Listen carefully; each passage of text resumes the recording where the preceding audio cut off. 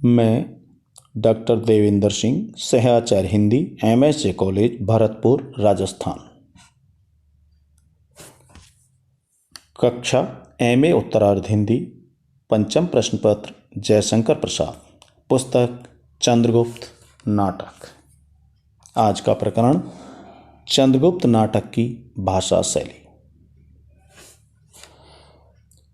ऐतिहासिक कथाकृतियों के संबंध में जयशंकर प्रसाद का विचार रहा है कि उनमें ऐसी भाषा का प्रयोग होना चाहिए जो वर्णित युग को प्रत्यक्ष करने में सहायक रहे।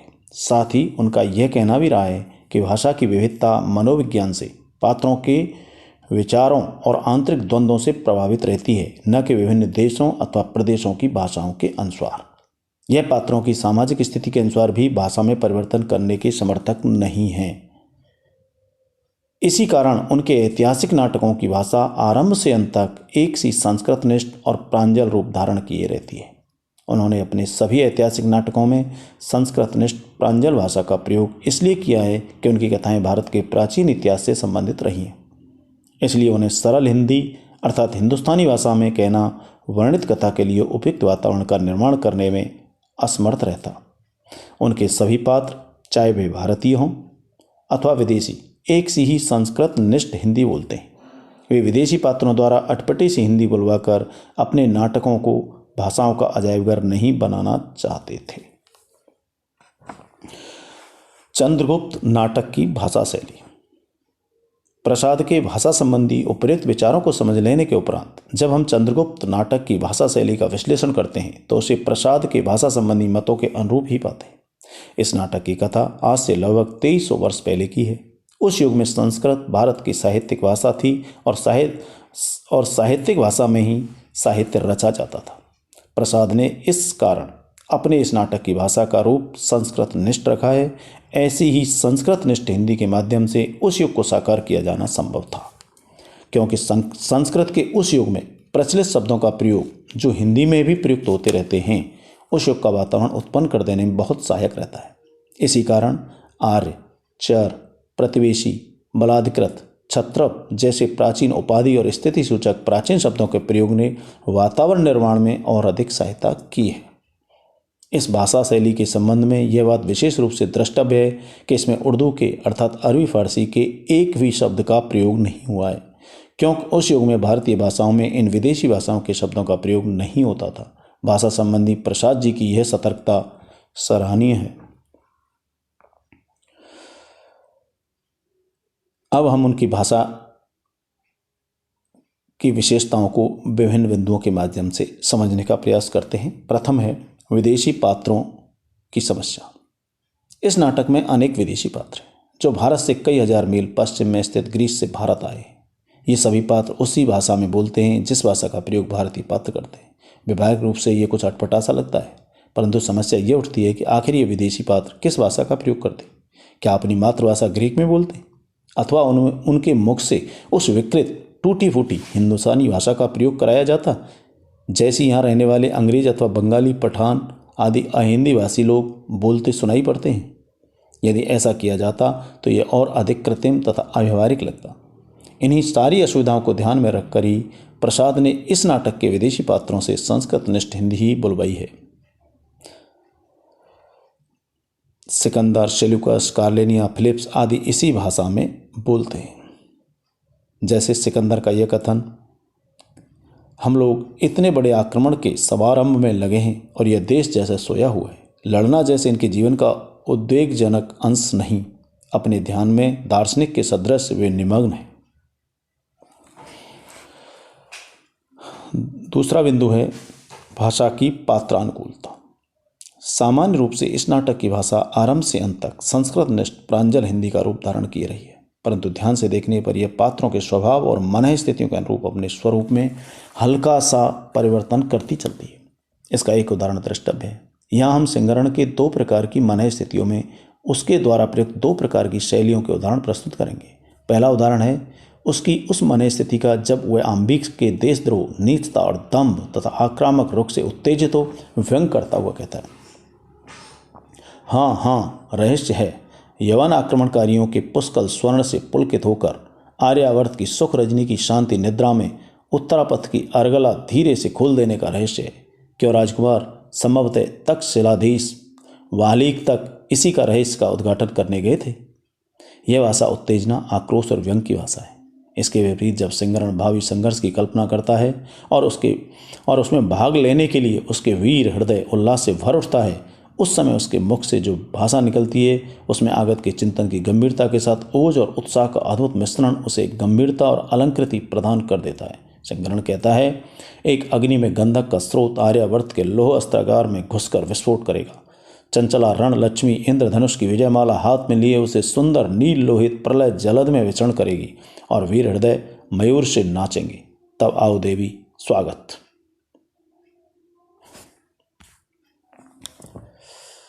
तृतीय बिंदु है भाषा का कोमल रूप।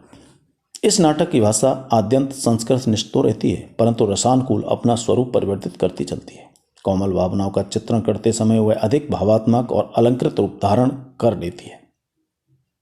सुवासिनी प्रेम और यौवन का रूपक बांधती हुई कहती है, अकस्मात जीवन कानन में एक राका रजनी की छाया में छिपकर मधुर बसंत घुस आता है। शरीर की सब क्यारियां हरी भरी हो जाती हैं। सौंदर्य का कोकिल कौन कहकर सबको रोकने टोकने लगता है, पुकारने लगता है। राजकुमारी फिर उसी में प्रेम का मुकुल लग जाता है। आंसू भरी स्मृतियां मकरंद सी उसमें छिप रहती हैं।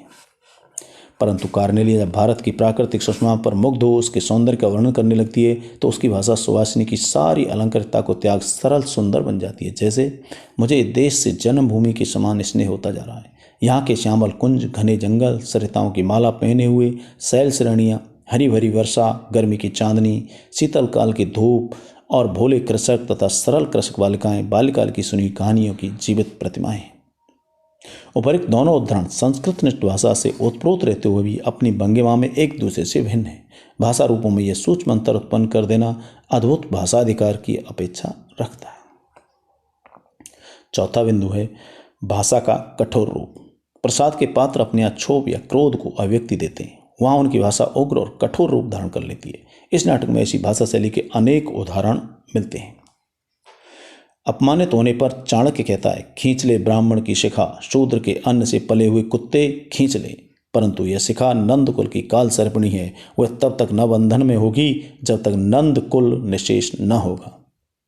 इससे कुछ क्षण पूर्व ही हम ऐसी कठोर भाषा का प्रयोग करने वाले चाणक्य की गंभीर सूचना देने में पूर्ण समर्थ, शिष्ट और प्रांजल भाषा बोलते सुनते हैं। चाणक्य सम्राट नंद को यह बता रहा है कि भारत पर यवनों का आक्रमण होने वाला है, इसलिए मगध को पर्वतेश्वर की सहायता करनी चाहिए। वो कहता है, यवनों की विकट वाहिनी निषद पर्वत माला तक पहुंच गई है।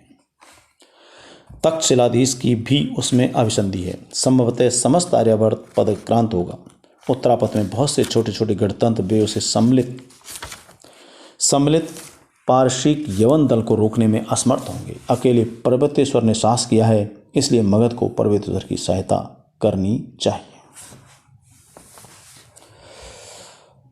भाषा और पात्र मनोविज्ञान। इस नाटक की भाषा की एक उल्लेखनीय विशेषता यह है कि प्रत्येक पात्र अपने स्वभाव, चरित्र और मन स्थिति के अनुरूप ही भाषा का प्रयोग करता है, अपनी एक विशिष्ट शैली को लेकर सामने आता है। चाणक्य को इसका सर्वोत्तम उदाहरण माना जा सकता है।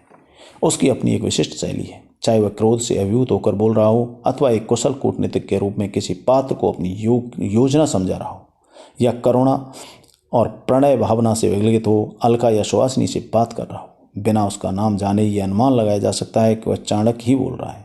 चाणक्य द्वारा प्रयुक्त भाषा शैली ही व्यक्ति है, कहावत को चरितार्थ कर देती है। यह भाषा शैली चाणक्य के दृढ़, कठोर, निर्मम और निर्भीक साहसी चरित्र के साथ साथ उसके कोमल और भावुक पक्ष का भी प्रकाशन करती चलती है।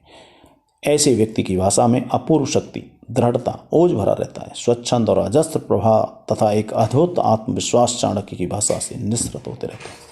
भयानक अंतर्द्वंद के क्षणों में भी हम उसकी भाषा को अपनी गरिमा से कहीं भी स्खलित होता नहीं पाते। इससे भिन्न रूप चंद्रगुप्त की भाषा का है। उसमें उत्साह है, ओज है, परंतु उस दृढ़ आत्मविश्वास का भाव मिलता है जो चाणक्य की भाषा की विशिष्टता रही है, क्योंकि चंद्रगुप्त चाणक्य पर आश्रित है। सिंहरण और अलका की भाषा शैली चंद्रगुप्त से भिन्न है और चाणक्य से भी भिन्न है। ये दोनों ही स्वतंत्रता संग्राम के एक निष्ठ सेनानी, इसलिए प्राय साहस और ओज भरी भाषा का ही प्रयोग करते हैं, परंतु इनमें एक नैसर्गिक किसी कर्मठता है। चाणक्य के समान नेतृत्व करने की अद्भुत क्षमता और प्रतिभा नहीं है, इसलिए दोनों कूटनीति भाषा का सफल प्रयोग करना नहीं जानते। ओज और भावुकता को उनकी भाषा की विशेषताएं माना जा सकता है। आंबिक स्वार्थी, लोभी, देशद्रोही तथा कायर है, इसलिए वह कपट भरी भाषा का प्रयोग करता है। उसका दम्भ उसकी कायरता को छिपा नहीं पाता। पर्वतेश्वर की भाषा एक वीर, स्वाभिमानी परंतु विलासी और अहंकारी क्षत्रिय राजा की भाषा है। उसके चरित्र के साथ साथ उसकी भाषा में भी परिवर्तन होता चलता है। यही स्थिति नारी पात्रों की भाषा की भी है। सुवासिनी की भाषा में प्रणय उद्वेलन तो है, परंतु एक असुरक्षित वर्तमान और अनिश्चित भविष्य की आशंका भी उसमें सदैव झांकती रहती है। जब वह एक कलाकार के रूप में प्रेम और यौवन की व्याख्या करने बैठती है तो उसकी भाषा एक कलाकार की भाषा के अनुरूप ही अलंकृत गद्य का अनुपम उदाहरण बन जाती है। कार्नेली की भाषा में भारत प्रेम तो अव्यक्त होता है, साथ ही उसमें एक गहरी टीस भी मिलती है जो उसके गुप्त प्रच्छन्न प्रेम का आवास दे देती है। इन दोनों से भिन्न भाषा शैली कल्याणी की है। उसमें अस्थिरता, उद्विग्नता और क्षोभ का आवास मिलता है जो एक अपमानित और अपने अंतर्द्वंद से पीड़ित मन के कारण है। मालविका की भाषा में आरंभ से अंत तक एक विचित्र सी दृढ़ता और एकनिष्ठ भरी शांति और एकाग्रता है।